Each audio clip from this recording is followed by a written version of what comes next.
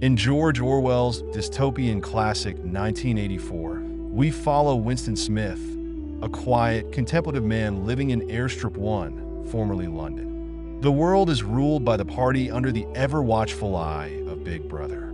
Through massive propaganda, constant surveillance, and brutal enforcement, the party seeks absolute power, shaping not just actions but thoughts themselves. Winston works at the Ministry of Truth, where he rewrites historical records to align with the party's shifting narratives. Despite outward compliance, Winston secretly yearns for authenticity and freedom. His discontent crystallizes when he begins a forbidden diary, recording his private doubts and hopes. He soon encounters Julia, a bold and resourceful young woman who also despises the party. Their shared rebellion unfolds in secret rendezvous, hidden in dingy apartments and countryside clearings. Together, they nurture a fragile semblance of love and personal liberty, a stark contrast to the sterile, oppressive environment around them.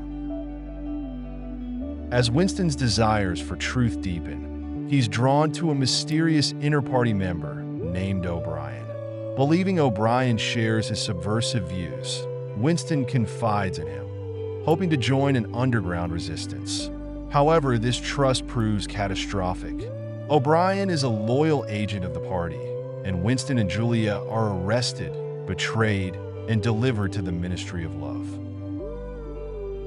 In claustrophobic interrogation rooms, Winston endures psychological manipulation and excruciating torture designed to break his spirit.